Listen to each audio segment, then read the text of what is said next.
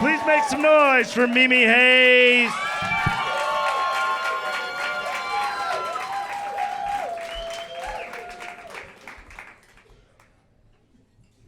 Hey guys, I'm Mimi Hayes. I'm newly single. Anybody else? Losing the will to live. I'm fine, but I am a little unhinged, I must say. The last thing I texted my ex was a quote from Lord of the Rings. I was all, I would have gone with you to the end. All right, Aragorn.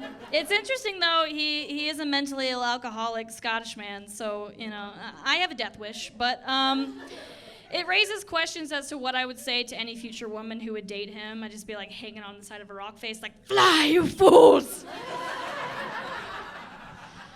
I lived with him in Scotland for 5 months, because I can change him. And one night got really bad. He called me. He was drunk, blacked out, about 3 a.m. in the neighborhood. And just for context, this is not Outlander territory, okay? This is train spotting, okay? So I go out to find him, you know, real wifey shit. And I find him and I'm walking him home. And we come upon this pack of youths, okay? About four youths. Couldn't have been more than 20. And my mans, he asks one of them for a cigarette, but I guess that's not what the guy heard. I think he heard, I fucked them all last night, pal. And a street fight ensued, headlock, broken ribs. I'm in the mix, and I'm shouting and I'm screaming, get off of them, you cunts! Because you can say that there, and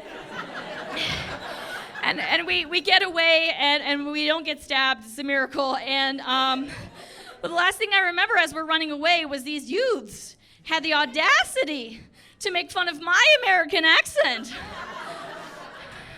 They're like, I'm American. I'm afraid of physical violence because I have fancy guns. Poo, poo, poo.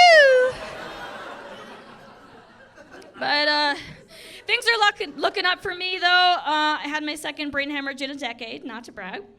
Thank you. I don't want your pity. I don't want it, and I don't need it, okay? Because Dr. Crawford, my brain surgeon, is a zaddy.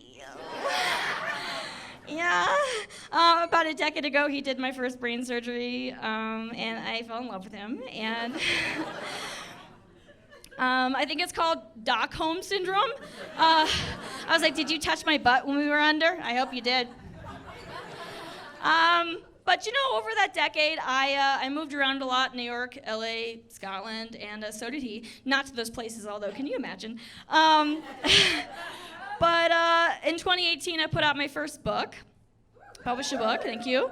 And around that same time, Doc Craw, he ended up back in Colorado doing my mom's friend's back surgery. And she's like, why don't you just give me your book? I was like, sure. I signed it. Oh, by the way, the book does detail how much I want to bone him. That's not like the main theme, but like, and so I pass it along, and I'm like, it's fine, I'm never going to see that sexy cunt again. Cut to 2023, I'm in Mordor, his office, and I'm like, has my brain hemorrhage grown in size, or are you just happy to see me? And my parents are there because I'm just a baby, and I need them to be there with me because I'm really scared. And we're looking at my brain scans, and we're getting towards the end of the appointment, and my mom's like, hey, Doc, did you get the book? Shut the fuck up. Mom, shut the fuck up.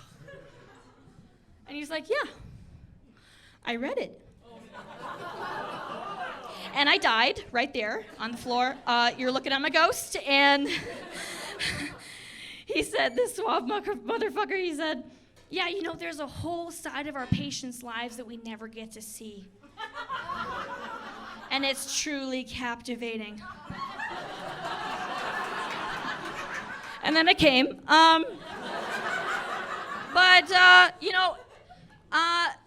When people hear that I'm a brain injury comedian, you know, they think my set is more something like this.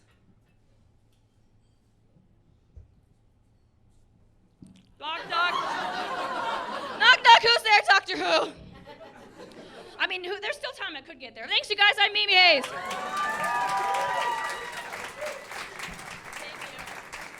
Give it up for Mimi Hayes one more time.